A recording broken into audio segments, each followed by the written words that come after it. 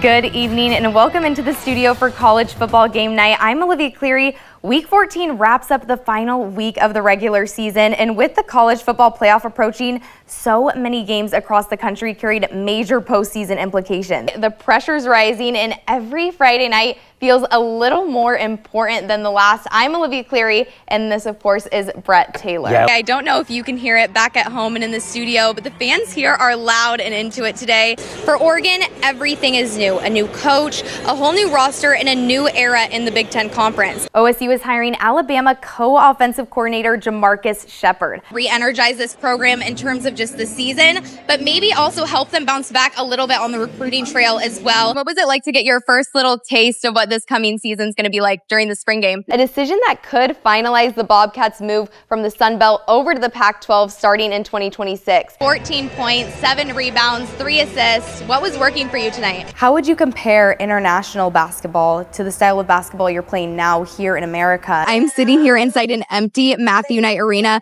but it won't stay this quiet for long. Earlier this season, you surpassed 2,000 career points. What does it mean to you to reach that milestone? Dan Campbell pointed to something bigger than the record, and that's the depth this program has. Score predictions? Dukes by 50. Dukes by 50. I was a sports reporter for Halloween, so I think you were twinning with that.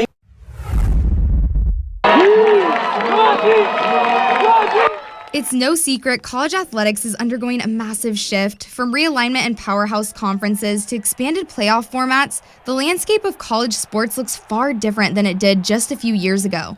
But one of the most notable and at times controversial changes has been the emergence of NIL. Kind of like how people were saying AI is changing the world for the worse, but NIL is just, something that has been wanted by athletes for a long time. It's just now that we're allowed to have it is just so amazing. While some critics argue it disrupts the balance of amateur athletics, others see it as an opportunity to grow, express themselves, and to build something lasting beyond their sport. And for Gianna Bullock, NIL has done just that.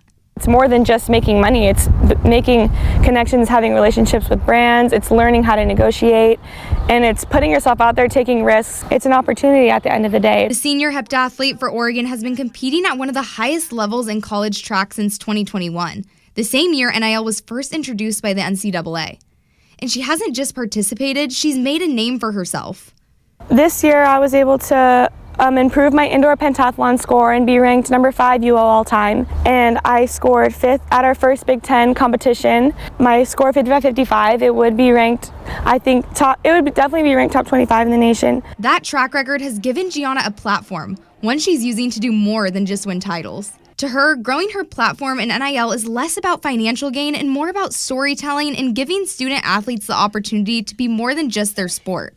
I feel like most people, they only know what they see or hear, and if I'm able to be a voice for myself as a woman in sports that also, has hobbies, has a family, works hard, goes through struggles, just using my platform and growing it to share with people my experience and, maybe encourage them to start their own journey as an athlete or, share their experiences with others. As her personal brand grows, so does her role as a representative.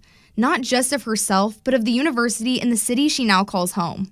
What does it mean to you to be able to represent the school and just the community as a whole? This is something bigger than myself, and even though I'm redshirting and I was competing unattached, I was like, wow, I get to come here every day, and just the people that make it seem so cool and that make me feel really special. And I would have never known if I never took the leap to go across the country and just try something new and be a part of this program. So yeah, I'm really grateful that I was able to have this opportunity. Reporting in Hayward Field, I'm Olivia Cleary.